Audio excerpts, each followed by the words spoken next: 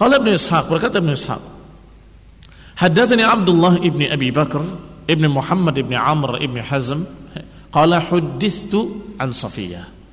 Kata Ibnu Ishaq menyampaikan kepadaku Abdullah ibni Abi Bakr ibni Muhammad ibni Amr ibni Hazm, dia berkata huddithtu an Safiyah, aku diberitakan dari Safiyah bintu Huyai ibni Akhtab.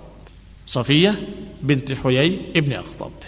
Safiyah anaknya Huyai ibni Akhtab. Tadi sudah kita sebutkan Huyai ibni Akhtab dengan Judai ibni Akhtab dengan Abu Yasir ibni Akhtab adalah 3 tokoh Yahudi yang betul-betul memusuhi Rasulullah SAW dan memusuhi kaum muslimin.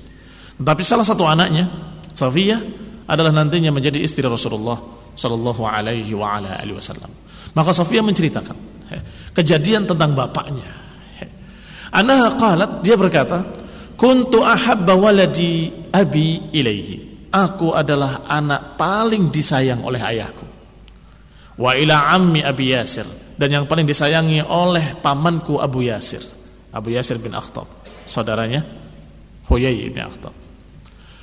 Lam alqahuma qattun ma'a waladin lahuma illa akhadhani dunahu, tidaklah aku menemui keduanya dalam keadaan ada di sisinya anak-anak lain, kecuali pasti keduanya mengangkat aku dan mengambil aku, karena paling disayang. Qalat, berkata Safiyah radhiyallahu taala anha, falamma qadima Rasulullah sallallahu alaihi al-Madinah, ketika Rasulullah sallallahu datang ke Madinah, wa nazala bi Quba, dan singgah di Quba, fi Bani Amr, di keluarga suku Bani Amr ibn Auf, ghada alaihi abi, maka pagi-pagi sekali ayahku berangkat ke Kuba. Abi Huyai bin Akhtab wa ammi, dan pamanku Abu Yasir ibn Akhtab, bughallasaini, di waktu ghalas, berarti betul-betul di waktu hampir masih agak gelap, subuh, sudah berangkat berdua. Qalat, kata Safiyah, falam yarji'a hatta kana ghurub asy-syams, keduanya tidak kembali kecuali sampai terbenam matahari maghrib. Qalat, berkata Safiyah, fa'ataya kalaini kaslanaini, pulang waktu maghrib dalam keadaan keduanya lusuh, layu, kaslan, dalam keadaan malas, berjalan gontai. Saqitaini yamshiyanil huwaina, dalam keadaan dia sudah lemas. Yamshiyan, keduanya berjalan huwaina. Berjalan huwaina maknanya berjalan dengan gontai, dengan betul-betul tidak ada semangat hidup. Pagi subuh berangkat menuju Kuba, maghrib baru pulang, dalam keadaan seperti itu keadaannya. Kalain, dari kata-kata kal, lelah. Qalat fahashistu ilaihima, maka aku pun berlari menuju keduanya, ingin disayang seperti biasanya. Kama kuntu asna, sebagaimana aku lakukan seperti biasanya. Fa wallahi maltafata ilayya wahidun minhuma, tapi demi Allah tidak seorang pun dari keduanya yang menengok aku. Aku enggak digubris sama sekali. Ma'ama bihima minal gham, karena apa yang ada pada keduanya dari kebingungan dan kesedihan di kepala mereka, sehingga sudah tidak mempedulikan aku lagi, kata Safiyah. Qalat, beliau menceritakan, Safiyah menceritakan, fasami'tu ammi Aba Yasir, aku mendengar pamanku Abu Yasir berkata kepada ayahku Huyai bin Akhtab dengan pertanyaan, ahuwa huwa, apakah dia itu dia? Qala na'am, na'am wallah, benar demi Allah.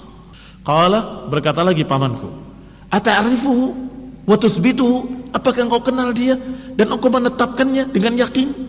Qala na'am, iya. Qala fama fi nafsik, qala fama fi nafsika minhu, kalau gitu bagaimana perasaanmu terhadapnya? Qala adawatuhu wallahi ma baqitu, sungguh aku akan memusuhinya terus selama aku hidup.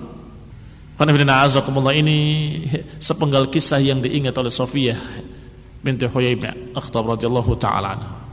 Yani dia ingat betul bagaimana bapaknya dan pamannya membicarakan tentang Rasulullah SAW, dan keduanya yakin bahwa Rasulullah itu benar-benar Rasul yang diutus oleh Allah.